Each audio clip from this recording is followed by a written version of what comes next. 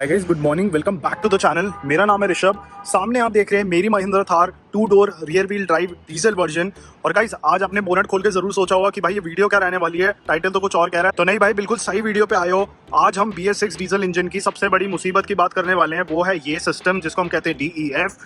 जो भी मेरे भाई लोग डीजल गाड़ी मजबूरी में या खुशी में ले रहे हैं या फिर चलाते हैं, उन्होंने ये प्रॉब्लम जरूर कभी ना कभी फेस करी होगी या वो करने वाले हैं। तो भाई इस गाड़ी को लिए हुए मेरे को हो चुके हैं ऑलमोस्ट 3 से 4 महीने। 4-4.5 किलोमीटर चला ली है, सिर्फ सिटी में चलाई है। तो आज मैं आपको अपना एक्सपीरियंस शेयर करने वाला हूँ कि कैसे ये सबसे बड़ी मुसीबत जो आप अपने स्क्रीन पर भी देख रहे हो, ये जो डेफ की 2 लाइटें हैं, इनसे कैसे बचा जाए। क्योंकि भाई अगर इसके अंदर इशू आता है, कंपनी पे लेके जाते हो तो 2 ही ऑप्शन मिलेंगे, या तो रीजन करवाओगे और अगर रीजन फेल हो गया तो कंपनी आपसे कम से कम 1 से 2 लाख रुपए चार्ज करेगी इसको रिप्लेस करने का, और कोई मिडिल वे नहीं है। तो भाई सीधा अंदर चलते हैं और फिर उसके बाद मैं आपको अपना एक्सपीरियंस शेयर करता हूं कि कैसे 4,500 किलोमीटर मैंने गाड़ी ये चलाई है बिना कोई भी DEF इशू के।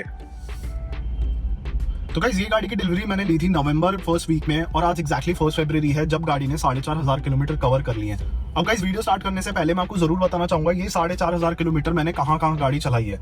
तो भाई ये गाड़ी 4,500 किलोमीटर में से कुल मिला के 4,000 किलोमीटर सिर्फ सिटी में चली है। 500 किलोमीटर का एग्जैक्ट इसने हाईवे जर्नी एक बार किया था, जिसको मेरे को ऑलमोस्ट 1.5 से 2 महीने हो चुका है। तब से ये मैं सिटी में ही गाड़ी चला रहा हूँ। और गाइस, इस 3 महीने में गाड़ी मेरी ऑलमोस्ट 3 से 4 हफ्ते खड़ी रही है। इसको मैं बिल्कुल यूज नहीं कर पाया था बिकॉज ऑफ मल्टीपल रीजंस।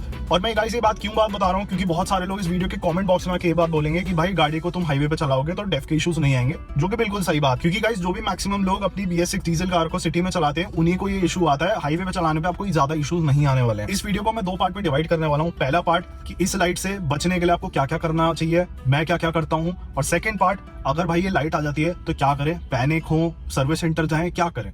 तो गाइस, बात करते हैं फर्स्ट पार्ट की, मैं इस लाइट से कैसे बचाऊं, मैंने क्या क्या किया इसके लिए। तो भाई देखो, मैं बहुत सिंपल फंडा यूज करता हूं। जब भी इस गाड़ी का टैंक फुल होता है उसके बाद मैं इसको एक बार 15 से 20 मिनट के लिए तीसरे या चौथे गियर पे 2,500 से 3,000 RPM पे रेफ करके गाड़ी चलाता हूं। उसके बाद जब इसका टैंक खत्म नहीं होता मैं इसको बिल्कुल नॉर्मली ड्राइव करता हूँ। जैसा इसका गियर सेलेक्टर का इंडिकेटर आता है मैं वैसे इसके गियर चेंज करता हूँ। कुछ भी मैं इसको रैश ड्राइविंग नहीं करता हूँ। ये चीज मेरे लिए बहुत अच्छे से वर्कआउट करी है। अगर आपके पास एक ऑटोमेटिक गाड़ी है, क्योंकि ऑटोमेटिक गाड़ी में बहुत ज्यादा इशूज आते हैं, आप उसको मैनुअल में डालिए और उसमें सेम चीज करिए। 2,500 से 3,000 RPM पे कम से कम 15 से 20 मिनट के लिए यार एक बार चलाओ जब भी टैंक फुल कराते हो। उसके बाद जब तक तुम्हारा टैंक खत्म नहीं होता गाड़ी को आराम से चलाओ जैसे नॉर्मली चलाते हो और कोई इशू नहीं आने वाला है तुम्हें। बाकी गाइस, अगर अभी तक वीडियो में बने हुए तो यार प्लीज नीचे सब्सक्राइब का बटन दबा के जाना, उससे मेरे को बहुत ज्यादा मोटिवेशन मिलती है ताकि मैं और ऐसे इन्फॉर्मेटिव वीडियोस आपके लिए बनाता रहूं। बाकी गाइस, बात करते हैं सेकंड पार्ट की कि भाई अगर ये लाइट आ गई तो क्या करना है। तो भाई देखो, सबसे बड़ी बात, अगर ये लाइट आ जाती है तो इसको इग्नोर बिल्कुल मत करना। रीजन का प्रोसेस जो है उसको जितना डिले करते रहोगे तुम्हारी गाड़ी उतना ही तुम्हें नुकसान करके देने वाली है। और एक पॉइंट ऐसा आ जाएगा, अगर ये चीज रीजन पे भी नहीं काम करती है तो DEF अगर तुम कंपनी पे जाओगे तो उनके पास एक ही सोल्यूशन है, भाई निकाल लो अपनी जेब से 1 से 2 लाख रुपए, डिपेंड करता है कौन सी गाड़ी है। उसके बाद जो इसका डेफ का सिस्टम है वो पूरा चेंज होगा। कंपनी पे जाते हो तो उसके अलावा उनके पास कोई ऑप्शन नहीं है। बाहर मैकेनिक पे जाते हो तो डेफ वो क्लीन भी करके दे देंगे, पर वो रिस्क टोटली आपके ऊपर है। उसके अंदर अगर कुछ गड़बड़ हो गई इंजन के साथ तो कंपनी रिस्पॉन्सिबल बिल्कुल नहीं है। तो यार बात अगर करें कि लाइट आती है तो क्या करना है, भाई एक रीजन का प्रोसेस होता है। मैं जरूर ट्राई करूंगा जो इसकी बुक है उसके अंदर से आपको ये फोटो क्लिक कर करके मैं स्क्रीन पर डाल देता हूँ, आपके थोड़ा बहुत समझ में आ जाएगा। रीजन का आपको ग्रीन कलर की लाइट आएगी, आपको बस अपने MID पे जाके रीजन का प्रोसेस स्टार्ट करना है। तो गाइस, एक चीज है, जब भी ये प्रोसेस आप करते हो गाड़ी को थोड़ा सा ओपन स्पेस में रखना, बेशक शायद इसका बोनेट भी खोल देना क्योंकि गाड़ी बहुत हीट प्रोड्यूस करेगी।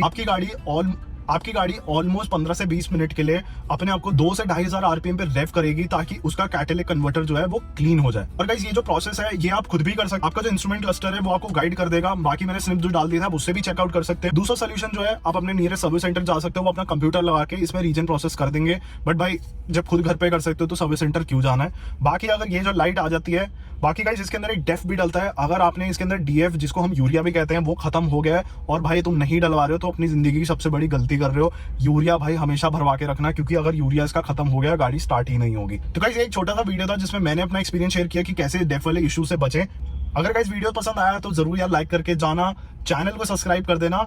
मिलते हैं नेक्स्ट वीडियो में। Thank you so much.